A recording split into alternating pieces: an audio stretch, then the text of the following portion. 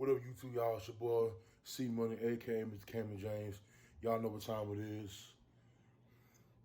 Texas won a playoff game. Texas won a playoff game. So many thoughts, so much to talk about, but let's get into it. So let's talk about that horrendous first half. The defense come out, and I know it sounds crazy, y'all, but I seen when David Singletary got that swing pass from Josh Allen, and we missed like 2 tackles. I said, here we go. But I'm like, typical Saturday Texans. So then the next play, Josh Allen do a read option, and he running 40 yards up the field. I'm like, what? I said, yep, this game is going. So I'm watching this game. I'm watching the defense. And then I'm watching Grandpa JJ, who eventually turned into Super JJ, and I'm gonna get to that later. They do a reverse play. I'm looking at Romeo like, what? So they do a reverse pass with John Brown. He throw a pass to Josh Allen, and this fool scored a touchdown. I said, what is the defense doing? But like I say, I'm saying this in my head. I'm looking like, I said, yep, you're getting ready to lose. Then the first team, then the offense come out, and everything's still stagnant. Like, we don't know what's going on. Like, come on, man. Like, what are y'all doing? So, as for record, y'all, Laramie Tunsil was just getting worked by Jerry Hughes all day. And like I say, man, there's a lot of good things you can like about this game. There's a lot more bad things. And it seems like when the first, second quarter, why is it taking so long for us to get it going? Now, I guess, the only thing I say about the smallest thing, I'm going to give Bill O'Brien credit for the fact that he went for it. He actually, the first play of the game on first down, he actually passed far. I think it was an out route to, I think it was Carter. I think so. Maybe I'm wrong. Go look back and look at the tape. But I'm looking like, well, okay. Well, all right. Well, I like where it's going. But everything kept being 3 and out because they kept sending blitzes. But this is what I mean about the route running. Why is it so many routes? Like, why is there so many routes that's not getting open? Like, dude, like, something's off here. Like, I'm looking like, man, then Zach Fulton was just getting abused by Ed Oliver. U of H, y'all stand up, H-Time. I'm like,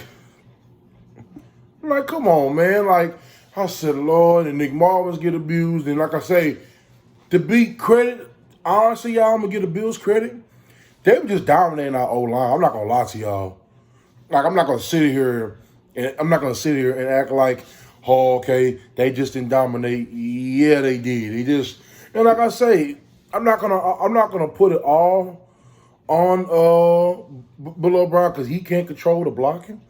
But what you can control is the scheming. What you can do is control the way the game is being called. Okay, in the first half, you see they sending exotic blitzes. They sending all kinds of Deshaun. Now, Deshaun's a man quarterback. He's going to get back up and keep grinding. But it's like, there's only so much a quarterback can take for punishment-wise. And I felt like, this is me. Now, if this is on Deshaun, which I said it on Twitter, I said it in multiple videos, I said it on multiple occasions. Yes, I think Deshaun, and I think that's the big key in his next game of what he has to do in the offseason. I think he really needs to work on his second and third pre-snap read. No, I think that because in this game, y'all, the Bills' second best corner was out this game. He didn't play. So you had Kevin Johnson out there, and he was holding Kenny Stills. This is what I mean by Bill O'Brien schemes. If you see, and Go look at the tape. Kenny Stills literally pointing at Cam Johnson like, come on, man, this man can't hold me. Why aren't you scheming up plays to go at Kevin Johnson? Now you want to say, well, DeAndre should make that read. Yeah, but okay. And I played defense. When the quarterback hikes the ball when he's reading the blitz, he has an idea where the ball is going. I'm not saying that he shouldn't be able to switch up his pre-read after the first read is gone, after the ball is hiked. I'm not saying that. I'm not gonna say it's not possible. But for most quarterbacks, if that read is gone when the ball is snapped, it is hard because you know where you want to go when you're reading that blitz. When you read that weak side linebacker or the middle linebacker blitzing, it's hard to make that read. So, with that being said, it's like, okay, you know Kenny Stills is dominating Kevin Johnson. Or it's a mismatch problem. I'm going after Kevin Johnson all game. Then, of course, you hit Tre'Davious White with DeAndre and eventually, but I'm attacking that all game. And from what I understood, they really wasn't giving no respect to Darren Fells, even though he was second in the league in tight ends touchdowns. They wasn't really giving him that much respect. So from that aspect, I'm attacking every weak point of the Bills because, to their credit, they don't give up nothing deep. That's the Bills' defense. They keep everything in front of them. So I would have went to Kenny Stills and Darren Fells the entire game. And of course, little Duke Johnson on swing passes. Yeah, they started doing that in the second half. But for the first half, they was not doing that. And that's what I'm saying about giving credit to Bill O'Brien. I'm looking like, dude, I can't give this man no credit. Because, okay, now, what was the difference between the first half and the second half of the offense? No, what was the difference? The key difference was people want to say JJ sparked this run with that sack on Josh Allen. It maybe just about 20%. The other 80% came from the fact that Bill O'Brien knew his job was on the line. And he knew if I lose 16 or 19 or 20 to nothing, I'm out of here. But let me let Deshaun Watson play his game. No shit, you dumbass. Like, dude, it doesn't take a genius to realize that I got a special quarterback who his head coach from Clemson say he's a Michael Jordan of football. I'm not saying, Deshaun, that you don't, as he progressed through the years, I'm not saying that you shouldn't try to make him a pocket passer. Because, of course, eventually them legs going to slow down. He's going to get older. I'm not denying that. But you're trying to make him into a pocket passer right now, and he's not a pocket passer. I'm sorry. Excuse me. I'm sorry. He's not a pocket passer right now. When he got Deshaun on the move, when Deshaun was able to play Deshaun Watson football, as Lamar Jackson say, I don't play Deshaun or nobody, I play Lamar Jackson football, you seen 19 straight points. That's all I'm saying, y'all. Like, if you have that mindset in the first half, I'm not saying the Bills are not a good team. They are. They're 10-6. They're the top 3 defense. Number 2 against the pass, number 9, number 10 against the run, but they have a top defense. So I wasn't going to expect Deshaun to dice them up. Nah, but you don't fall behind 16-0 with a pedestrian if you let Deshaun Watson play his game. See, I'm starting to see, okay, credit, yes. Deshaun still needs to work on his second and third read after the first read is gone when he's reading a blitz. And then y'all gotta think about what I'm talking about here. What I'm talking about is very hard to learn. You got quarterbacks. I don't even think Cam, to some degree, got it a couple of years ago. Even Cam just got that. It's not nothing easy. You just, hey, y'all, we're going to pick up and just, that's what made Brady so great. Because Brady knew, even when the ball was snapped and he's reading the blitz, if that read's gone, I'm going to that second, third. That's what made Brady so great for a lot of years, was him reading the blitz. To the point where the team was scared to blitz because they knew Brady was going to pick you apart, because Brady knew how to read that second and third pre-snap read when it comes to reading the blitz. No, he knew that. So, with that being said, why did we score 19 straight points? I think is the fact that he let Deshaun Watson play his game. He took some shots to DeAndre. He started the winner in him, because like, to me, your intangibles come out when it's time to win the game. When it's time to come back and win the game, the intangibles come out. The leadership comes out. All those things comes out. And then I'm looking at, like, dude, so many. This is what I mean by, this was more about DW4 than BOB. So, on 4th and 1, in a quarterback sneak, you're going to do a QB sneak up the middle? What? Now, mind you, to take the lead in the game, you had just did a option pass to Carlos Hyde. Nobody, to me, other than Lamar Jackson, is better with the football than Deshaun Watson.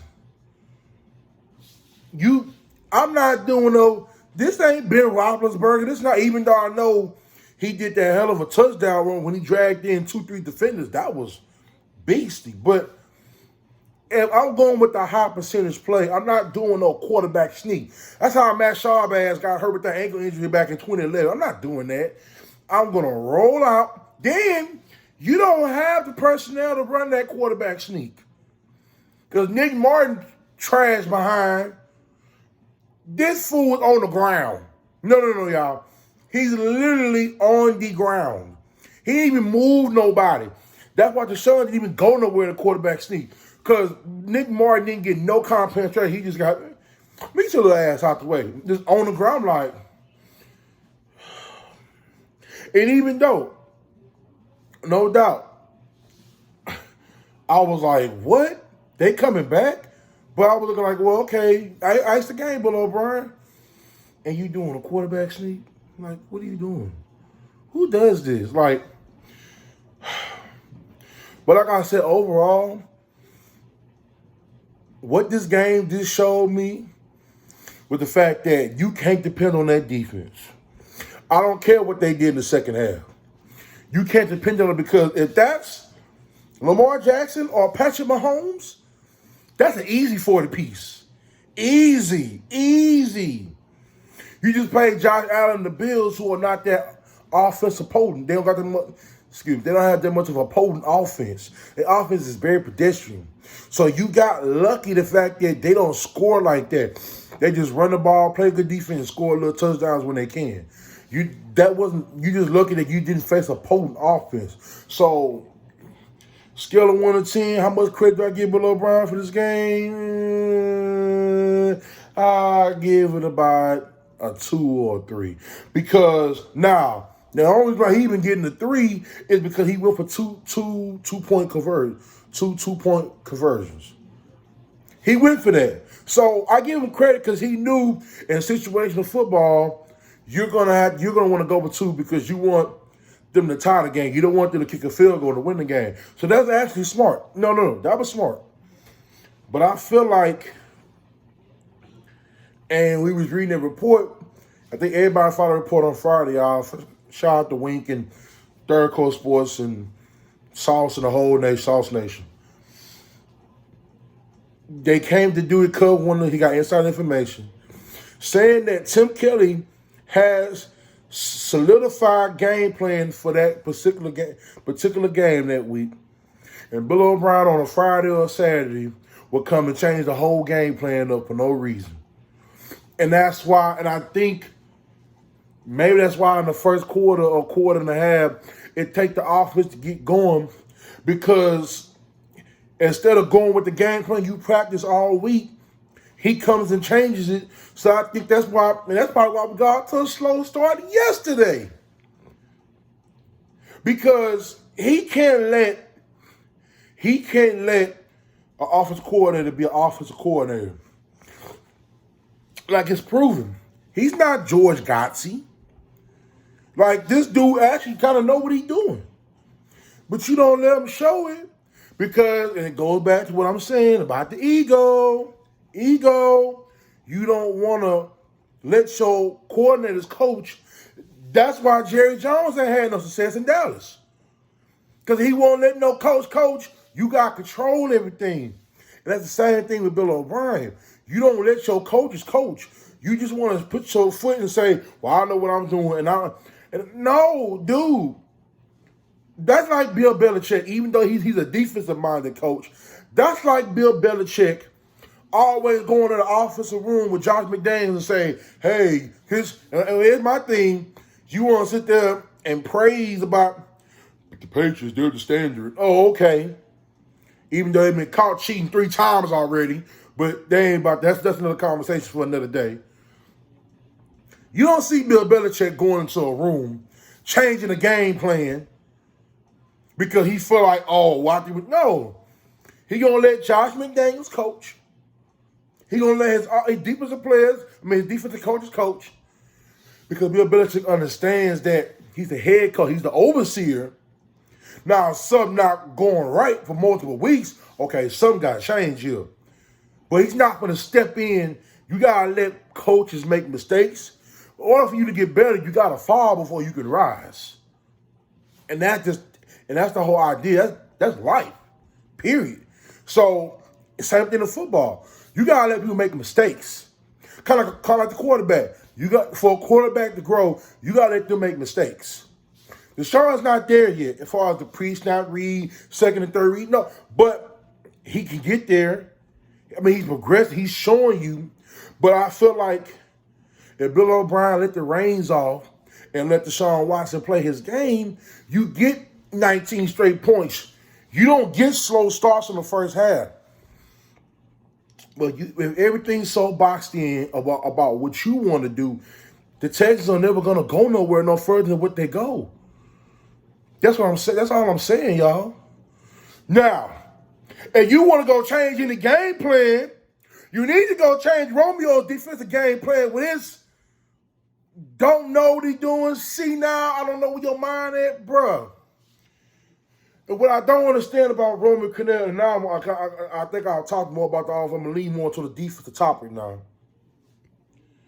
Dude, what's up with you running zone? Why do you keep running zone with man corners? I don't understand that. Like, please, y'all, somebody tell me. Why do your patent cover 2, dude, when he started to run man in the fourth quarter, Josh, he couldn't throw the ball. On a couple little McKinney, and oh, God, McKinney. Oh, look, man, look. I understand that's a $55 million man at middle linebacker. I understand he's rarely missed games. I get it. I understand. The dude is a liability in coverage. I have said it over 6 times. Dude, why do you sit there and keep putting McKinney on third down and you know he ain't that kind of linebacker? And mind you, y'all, if I'm an analyst or if I'm a person that's looking on TV at this, what do you think grown-ass men who do this on a 24/7 basis, watching film every day, what do you think they seeing? They seeing the same thing I'm seeing. And I don't think with Romeo, now, I get it. If you didn't have good man corners, I can understand you playing zone. You have good man corners in Bradley Roby and Gary Young Conley. Ron Hargrave low-key ain't that good to me, but them particular, you need to be playing man all the time. And then, why aren't you playing Lonnie Johnson? I don't get it. And it's got to be a Bill O'Brien thing. It's got to be. What's your issue with playing rookies? Like, dude. Because to me, what you should have did yesterday was put Roby in the slot and even though Roby didn't do a bad job on the outside, you could put Lonnie on the outside and put Roby in the slot. Like, I'm not understanding that. Dude, what is your issue with playing rookies? Then Lonnie Johnson, he has length. He has size. Now, credit. He's not good on covering slants right now. But that's what I'm saying. You don't even give him a chance to develop and learn how to play slants because you don't play them. Like, come on, man. You know what I'm saying? Because Vernon Hargreaves, to me, is not getting it done. He's just a player that's just out there, but he's not, nah. I can't see why Tampa Bay didn't mind letting him go. Because he's, no. And then, up until the fourth quarter, I was looking at Whitney Mercer's like, dude, when you going to show up? We just paid you a 4-year extension for $54 million with 28 guaranteed. We just paid you. I'm looking like, come on, dude. Like, you got to do better. Like, come on, man. And then I felt like, and then, y'all, we got to talk about the realness of this team, the heart and what's going on with this team from a defensive standpoint. Missed tackling. Dude, now I know with the new rules they got today, you can't really have a lot of padded practices, but that need to be a main change in the offseason. Work on tackling. Dude, and it's really not that hard. Everybody want to aim high. I play defense. I play D-line. You aim for the legs. You don't aim high. That's why you can't tackle. You aim for the legs. I'm going to say a quote that my daddy said. If you cut a person's legs off, he don't go nowhere. Same thing with tackling. Everybody want to aim high. That's why they tell you in football, the low man wins. That's why Frank Gore can be 36 years old, still running the ball because he runs low. That's why he can still be that age, still running football because the low man wins. Missed tackling. David Singletary is a very good player. But a lot of them yards came because we can't tackle. I'm like, that play in the fourth quarter, or I think it was overtime, when Josh Allen threw that pass to the tight end. Mind you, he's 6 yards for the first down. All Vernon Hargreaves got to do, any of y'all make tackle. Get his leg, wrap his ankle up, and like my coach tell me, hold on for dear life. Help is coming. Just hold on to him. But no, you trying to aim. Now you are a 5'11" corner trying to aim high at a 6'5" tight end. Bruh. Get your ass out of my way. Like, come on, man. Bad technique football. I ain't even talking about just JJ right now. I'm talking about everybody. Because tackling is the number one thing they teach you when you in Little League. And I just think overall, man, look, I'm happy for the win. I'm excited for the win. I'm very happy. But, dude, if anybody's giving Bill O'Brien credit or Romeo for that, y'all just want to praise the coach because that was all on DeAndre and Deshaun and, yes, even J.J. Watt, who was the man amongst boys today on the D-line.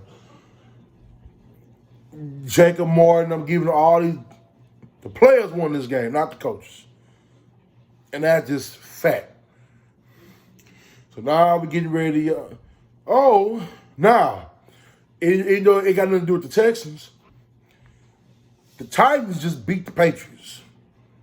So basically, we playing Kansas City next week, and I'm going to get more than that later in the week.